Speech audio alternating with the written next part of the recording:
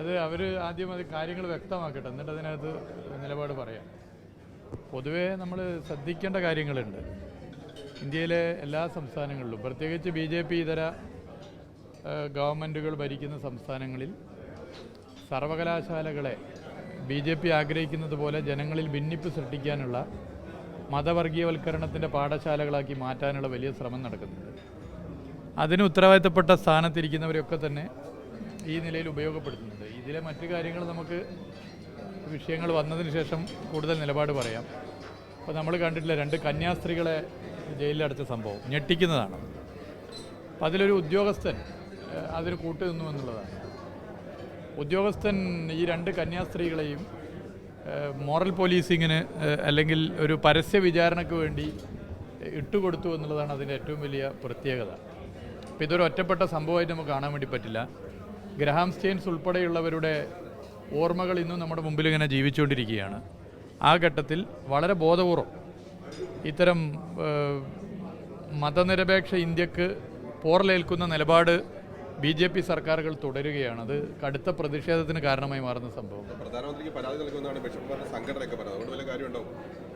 അല്ല, പ്രധാനമന്ത്രിയായിട്ട് ഇരിക്കുകയാണല്ലോ ഒരു വ്യക്തി പ്രധാനമന്ത്രിയായി ഇരിക്കുമ്പോൾ സ്വാഭാവികമായിട്ടും രാഷ്ട്രീയമായി നമുക്ക് എന്ത് തരത്തിലുള്ള അതൃപ്തി ഉണ്ടെങ്കിലും പരാതി കൊടുക്കുക എന്നുള്ളതാണ്. പരാതി കൊടുക്കുക. എന്നാൽ ഇതേ പ്രധാനമന്ത്രി ഒരു സംസ്ഥാനത്തിൻ്റെ മുഖ്യമന്ത്രി ആയിരുന്ന ഘട്ടത്തിൽ ഗുജറാത്തിൽ എന്തൊക്കെ പ്രവർത്തനങ്ങളാണ് നടന്നതെന്ന് നമുക്കൊക്കെ അറിയാം.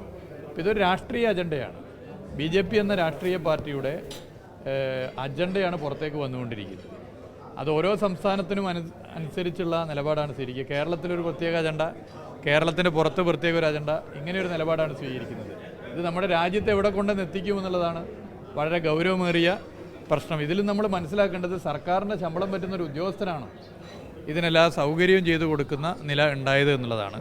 വളരെ ഗൗരവത്തിൽ നമ്മൾ ചർച്ച ചെയ്ത് അവരുടെ മോചനത്തിന് വേണ്ടി എല്ലാവരും ഒന്നിക്കേണ്ട പ്രശ്നം.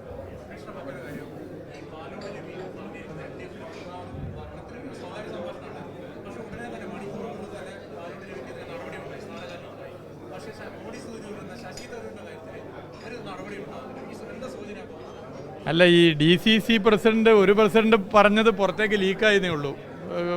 LDFൻ്റെ വീണ്ടും ഭരണം വരുമെന്നുള്ളതാണ്. മറ്റ് കാര്യങ്ങളിലേക്കൊന്നും ഞാൻ കടക്കുന്നില്ല. LDFൻ്റെ ഭരണം തുടർന്നും വരുമെന്ന് ഒരു DCC പ്രസിഡന്റ് ഒരു സ്വകാര്യ സംഭാഷണത്തിൽ പറഞ്ഞതാണ് പുറത്തു വന്നത്.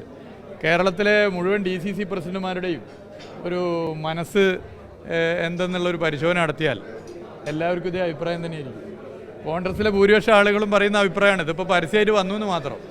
ഇങ്ങനെ LDFൻ്റെ ഭരണം ഇനിയും കേരളത്തിൽ വരും എന്ന യാഥാർത്ഥ്യം ഒരു സ്വകാര്യ സംഭാഷണത്തിൽ പറഞ്ഞതിന് ഒരു DCC പ്രസിഡന്റിനെ ഒഴിവാക്കിയെങ്കിൽ 13 DCCയിലും യഥാർത്ഥത്തിൽ പ്രസിഡന്റ് ഉണ്ടാവില്ല. എല്ലാവരും മാറ്റിക്കൊണ്ടേയിരിക്കണം. കാരണം അതൊരു വസ്തുതയാണ്. അല്ല, അത് കോൺഗ്രസ് വ്യക്തമാക്കേണ്ട കാര്യങ്ങളാണല്ലോ. കോൺഗ്രസ് വ്യക്തമാക്കേണ്ട കാര്യമാണ്. ശശി തരൂർ ഇപ്പോൾ CPIM-ലായിരുന്നെങ്കിൽ എന്നേ പുറത്താകുമായിരുന്നു. CPIM-ലുള്ള ഒരു ലീഡർഷിപ്പിലോ അല്ലെങ്കിൽ പ്രവർത്തിക്കുന്ന ഒരു വ്യക്തിയായിരുന്നു ശശി തരൂരെങ്കിൽ എന്നേ പാർട്ടി പുറത്താകുമായിരുന്നു. ഇതിപ്പോൾ കോൺഗ്രസ് ആയതുകൊണ്ട് ഒരു പ്രശ്നമില്ല. ഇപ്പോൾ ഇന്നും തൃശ്ശൂരിലെ BJPയുടെ വിജയത്തിൻ്റെ കാരണം കോൺഗ്രസ് ആണെന്ന് കോൺഗ്രസിൻ്റെ ഒരു നേതാവ് തന്നെ പറഞ്ഞ വാർത്ത ഞാൻ കേട്ടു. അപ്പോൾ ഇതൊക്കെ പൊതുവെ ആളുകൾ മനസ്സിലാക്കുന്ന കാര്യമാണ്.